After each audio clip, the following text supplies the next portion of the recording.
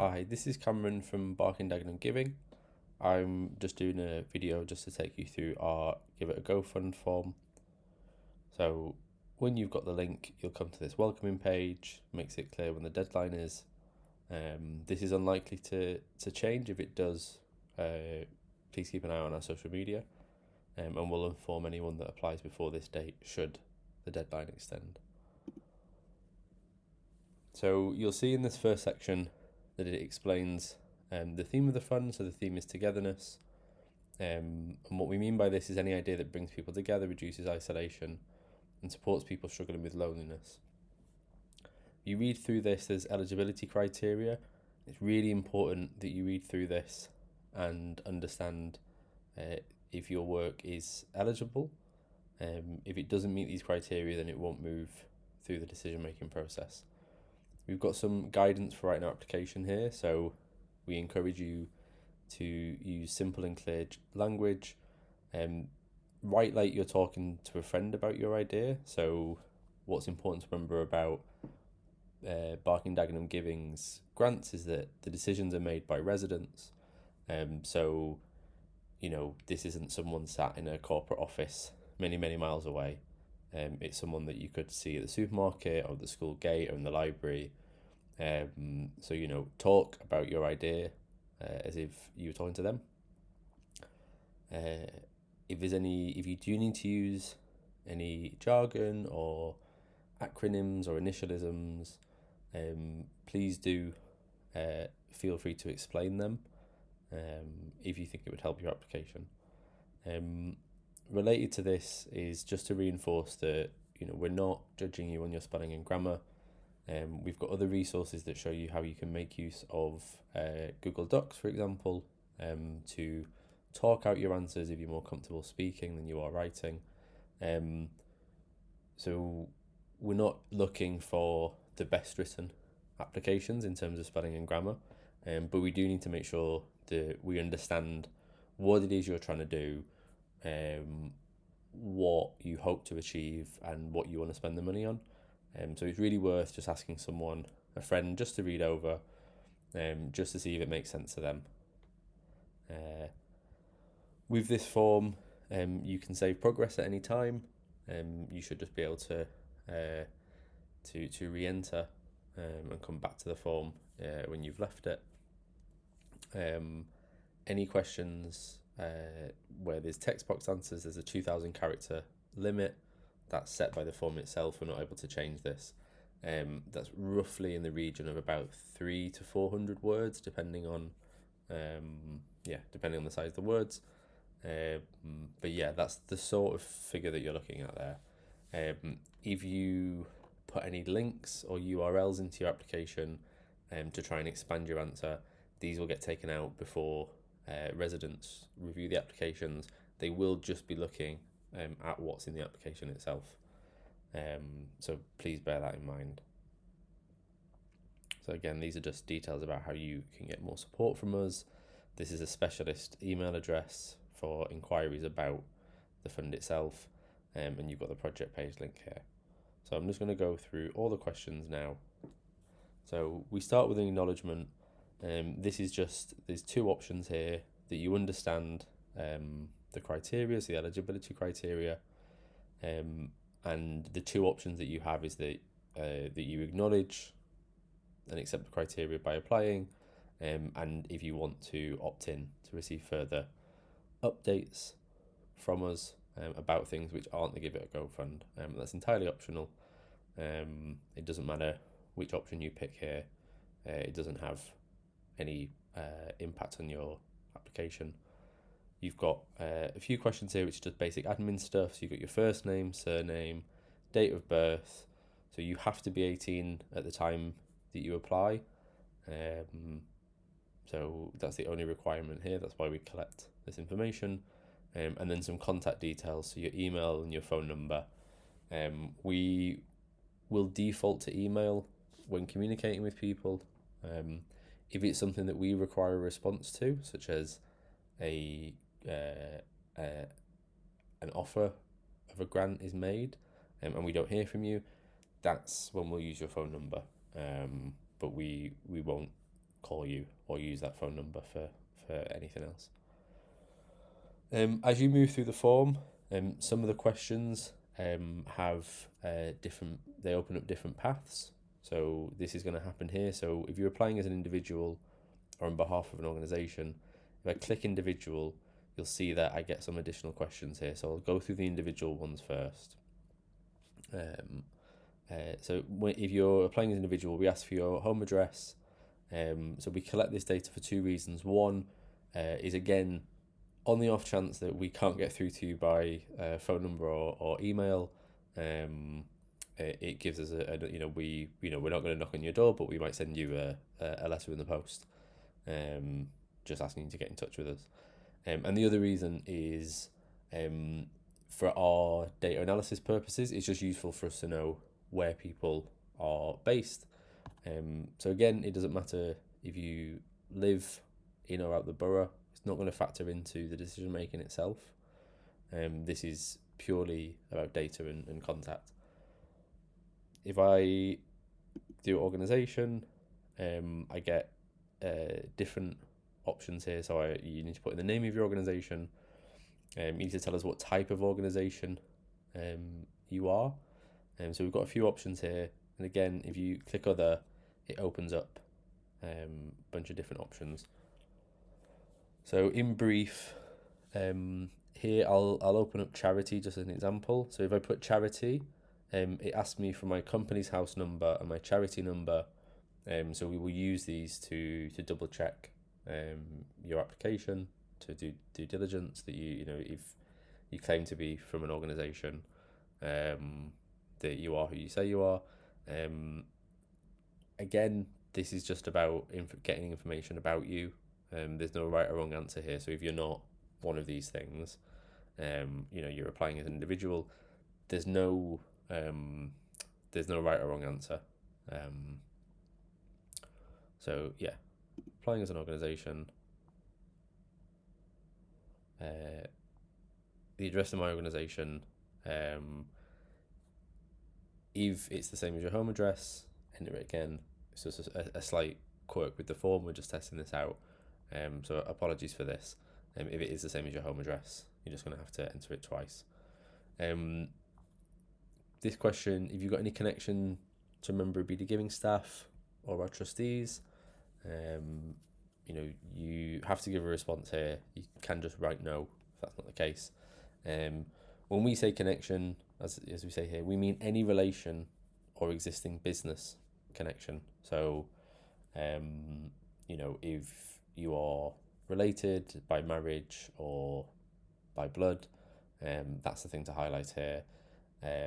If you're working in partnership with other people, if you're getting funding already, that's the thing to highlight. You don't need to write here if you know us. If you know any of the members of staff, trustees. If you feel more comfortable sort of declaring stuff, that's fine. So now we move into the sort of meat of the application. So we're looking for a brief description of yourself / your organisation, and your or its connection to the borough. So again, very, very top level stuff. Think conversational. Think how you describe what you do on a day-to-day basis to your friends, your family, and that sort of thing. Don't think too much about it. Maximize the space. The space is there if you want to use it. In our experience, people who use at least half of the character counts in these questions tend to fare better. But that's just a rough rule of thumb. If you feel that you've accurately described what you do in a very brief way, then don't feel that you need to just sort of fill empty space for the sake of it either. Moving on to the next question. What idea are you going to give it a go, and how does this align with the theme of togetherness? And we really want to encourage innovative ideas.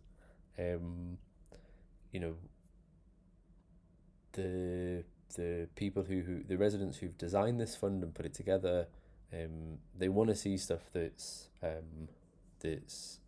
interesting and maybe can't get funding from different places. We don't have a fixed or narrow idea about what social impact means. What we're looking for is a strong desire and commitment to improving the lives of people in the borough. And we want you to be realistic as well. It's a £2,000 fund. We're not expecting, we're not expecting to save the world at this level. So don't feel that you need to overstate your case or anything like that. Again, it's absolutely fine just to be very, very clear and concise about what you want to do, what the tangible benefit that might be if you're able to do this work. Next question: who will your idea help in the borough and how? Again, you don't feel that you need to fill all the space here. If you've got a specific group of people in mind, a certain demographic, it might be young people that live in a certain part of the borough. You don't have to go into huge amounts of detail. Just tell us who it is that you're intending to help, and how you think what you're doing is going to help. And we really encourage you. This sort of question is, in my experience, what resident decision makers really want to try and understand. So don't make assumptions. Spell stuff out if you feel you need to. Over explain. Don't just don't make assumptions about, I am going to run a basketball class for young people and that will improve their health. Okay, why? How will it improve their health? Is it because they will be more active? Is it that it's a group of young people who aren't currently active and you're going to give them an opportunity? Don't just say, X will do Y. Give us a bit of context, give us a bit of flavour, how you think that change is going to happen in people. Next question. So this is the Give It a Go fund. We really encourage people to give something a go, something that they can't get funding for elsewhere or would find it difficult to get funding elsewhere. Just something that feels a little bit different. What we are not wanting to do is just to give funding for things that are already happening, that your organisation is already doing, even if it's a slight tweak. It would have to be something quite different than what you're doing already. So this is a chance for you to sort of test it out. And how does that address a gap in the borough? So this is sort of the reason why we're looking for something, or encouraging newer things. Is you may identify an issue in the borough where there isn't help being provided, and what you want to give a go is to test something out to see if that helps with this issue that you see. Next question: expected timeline for delivery. Again, we want to be very realistic. This is a £2,000 fund.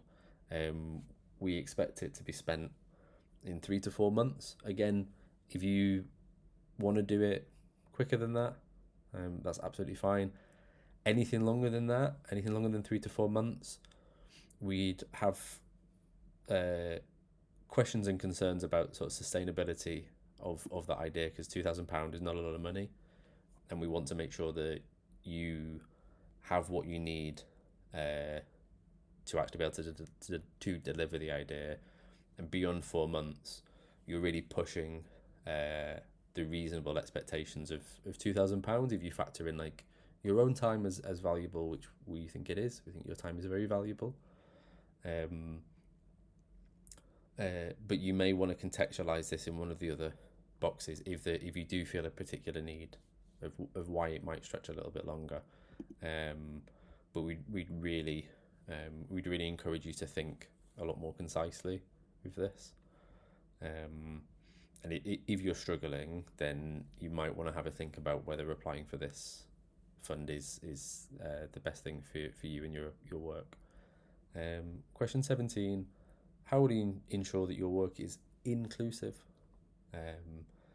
So as with the earlier question, we don't have a set idea about what this means, and we also recognise that you can't include everyone, and especially grant this size, we're not expecting you to be able to include everyone.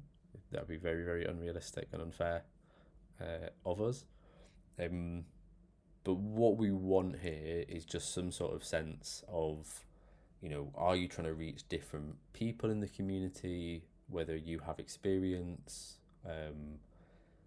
working with people with like different access needs, or who might be socially isolated, whatever that is, whatever inclusion means to you, this is what we want you to take up the space to talk about here. So if what you feel is really strongly about a certain part of the borough not being included in conversations, or certain types of people not being included in work, that's fine.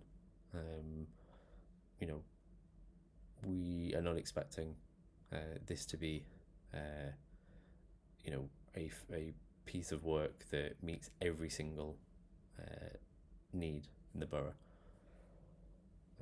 So now we move into the sort of financial section of the application. So we asked what your turnover was in the last financial year, to the nearest whole number. And just a reminder that turnover is not profit.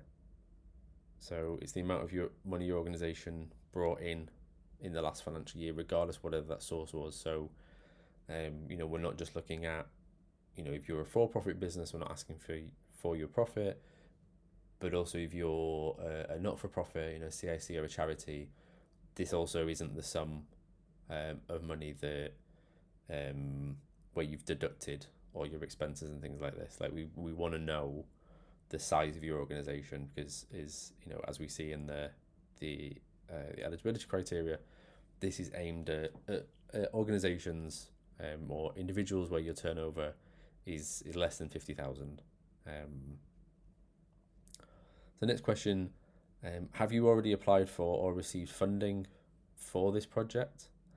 So this is really important because it helps give us a bit of context in terms of understanding the impact this £2,000 will have.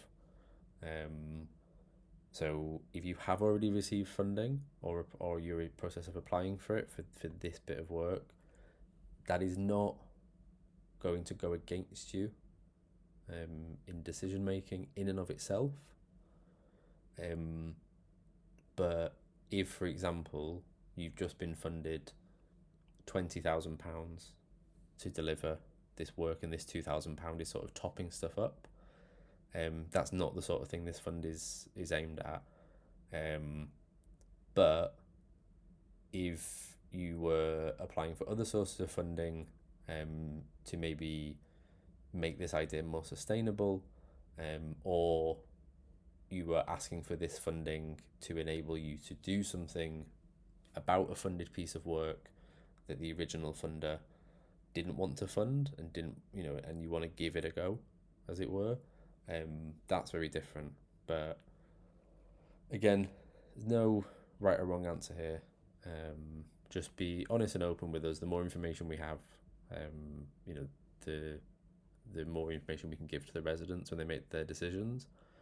They really appreciate it, because they want to understand the impact of their decisions, and it's quite hard to contextualise £2,000 if you've already been funded quite substantially for a piece of work already. So moving on to this is then we just ask you for a breakdown on how you're going to use the £2,000. This particular grant is unrestricted. And what that means is that we will hold you to whatever you say here, and when we're reporting, we'll ask you, did you spend it on these things that you said?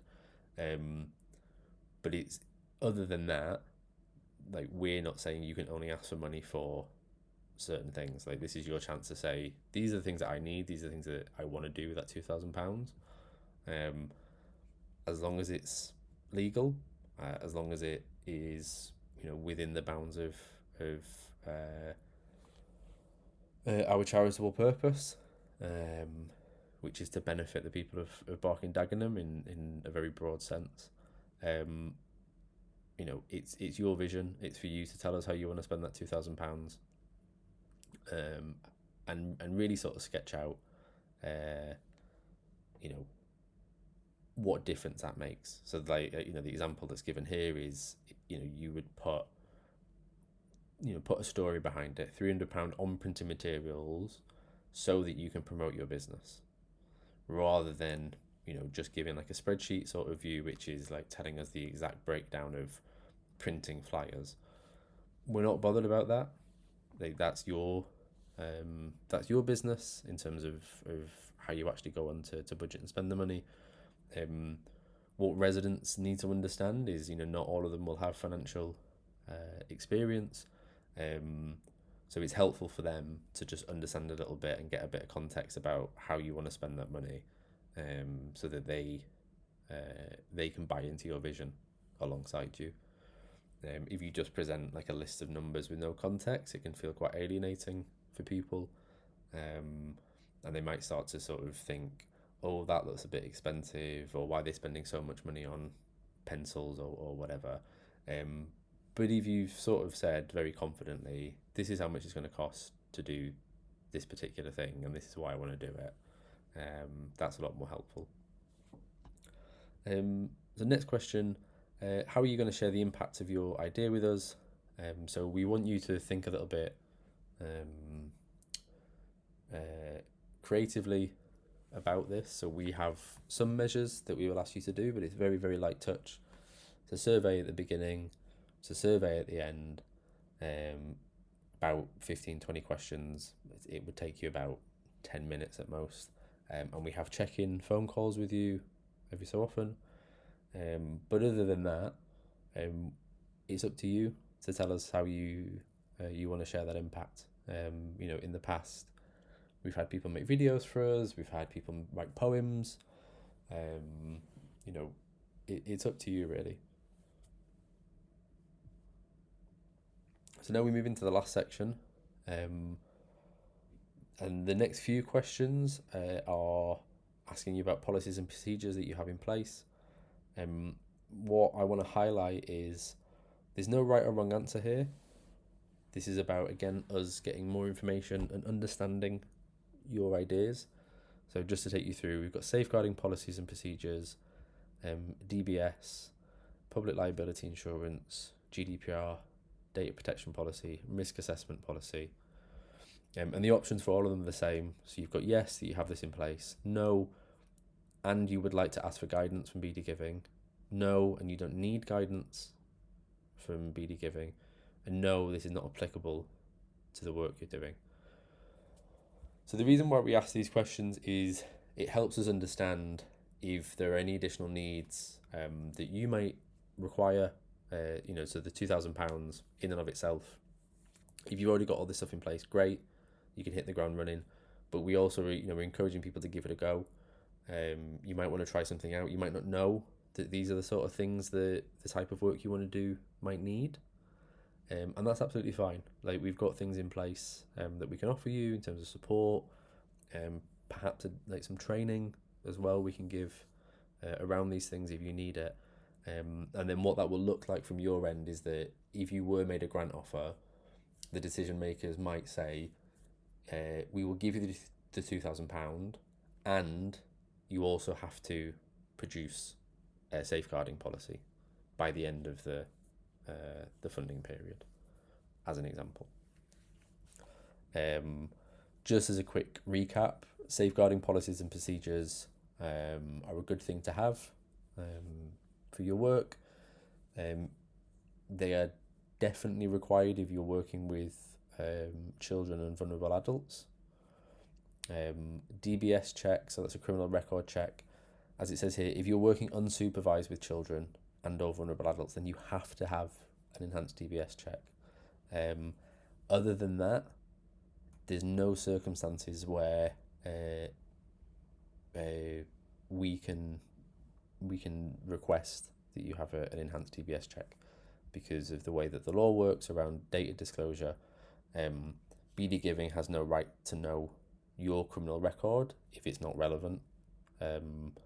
So unless we're funding you to do work with children or vulnerable adults, you don't have to disclose your criminal record to us.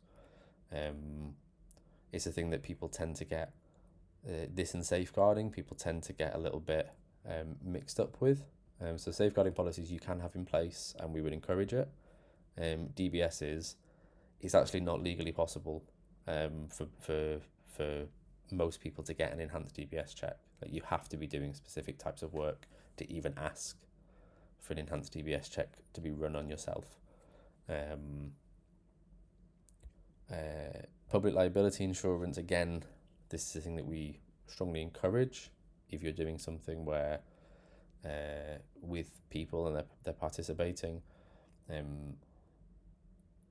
It might be that you don't need it. So for example, if you're hiring a venue, some venues you would be covered by their insurance, whereas other venues they will ask you to show them your public liability insurance.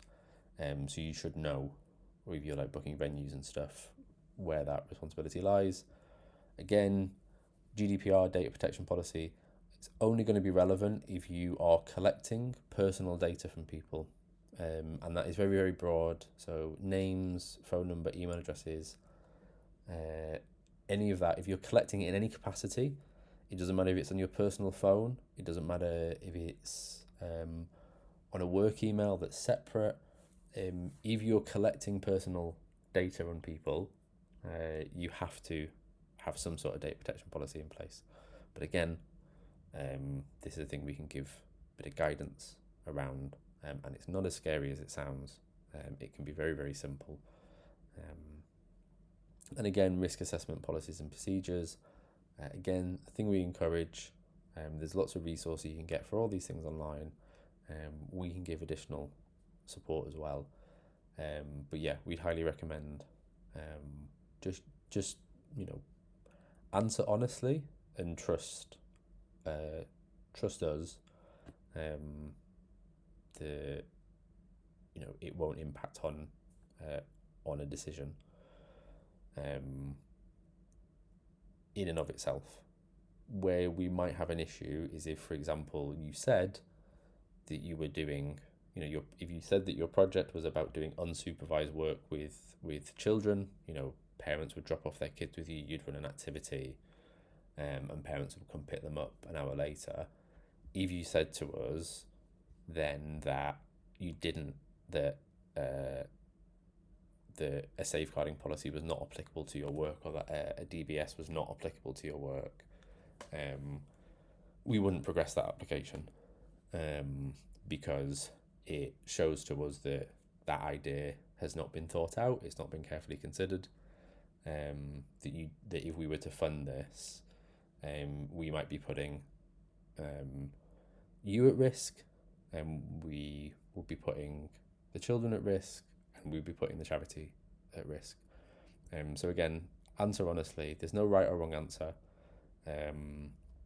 but just make sure that whatever you do say aligns with what you're asking for.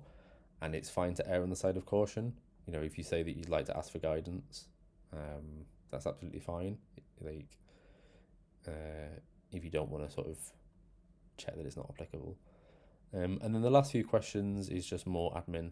So we just want to know how you heard about the fund. So we've got a few options here. Again, this is one of those ones where if you click other, it'll add in another question. As I've mentioned throughout, all our funding decisions are made by residents. We're just interested to know if you knew this before you applied. No right or wrong answer. How does this make you feel, knowing that it's residents making decisions? And if you want to give any context to your score, feel free to do so here, but it's not compulsory. And then the last few questions are about us understanding who is applying for our grants, and we use what's called the 360 DEI data standard. And DEI stands for diversity, equity, and inclusion. And what this is it's a way for us to collect data about organisations and to be able to compare it to other funders. So we have these different categories here about who, if your organisation exists to serve a specific community, are 75% of the people who benefit from your work from a specific community. Please note here that the 75% has to come from the same community. It's not 75% in total. So in this example here, if you said you worked with faith communities and disabled people, then what that would mean is that 75% of the people you helped were from a faith community and 75% of them were disabled. They might all be the same people. They might be overlapping that. But you can't have it where 30% of your cohort or 30% of the people who benefit from your work are disabled and 45% are from faith communities, and you add that together and get 75%. That's not what we're asking here. And then the same thing here again about your organisation's leadership. So whatever leadership means to you. So, it might be your trustees, senior managers, directors, key decision makers. If you're applying as an individual, or you have or you're a sole trader, you have an organisation where you're the only person there, and these things apply to you, well then you are very easily over the 75% threshold, and select whichever categories you would like. Really, really important to note that 31, 32 and 33 are another set of questions that will not be seen by the resident decision makers. This is just about BD Giving, trying to understand who is applying for our grants, and if there's anything that we need to be doing in future, if we notice any gaps. So there's no right or wrong answer here. There's no, it's not a tick box. There's not a quota. It's a separate set of data that just allows us to better understand who is accessing our funding. And then this last questions now. There's just a checkbox here that we just ask you to confirm all the information you provided is accurate and true to the best of your knowledge. And what we mean by this is that if there's anything that we find out in due diligence that you haven't disclosed here, that would impact the decision to offer a grant. It might result in a grant offer being withdrawn. If a grant's already been transferred, it might result in the grant offer being rescinded, and you would need to return the full amount to us. But again, this would only be for like very major stuff, stuff that if take the turnover for example. If you hadn't disclosed that your turnover was actually well above 50,000, and then we found that out later, that would obviously impact because it's one of the basic eligibility criteria. Something that's a bit more minor probably isn't going to factor in here. And then the last one is, if there's any feedback you'd like to give us about this application form.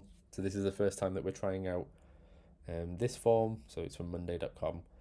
So if there's anything about it, please do. I personally read all these the feedback on this, and it really, really does help change things. I don't want anyone to feel put off from applying by our funds. So anything you do, it might not impact this round of grant making, but it definitely will change how we do funding in future. So anything that you feedback to us, it has no impact on your application. You can be as critical or negative here as you like, as long as you're polite with it.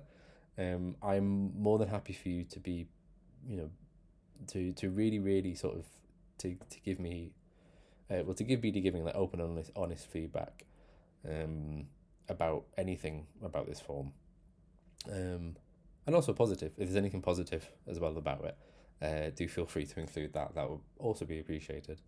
But yeah, so hopefully that has all made sense, and you've got a bit more insight into Give It a Go from now. But if there's any other questions, then this email address is how you can contact us. You've also got information on the website as well. So thank you for listening.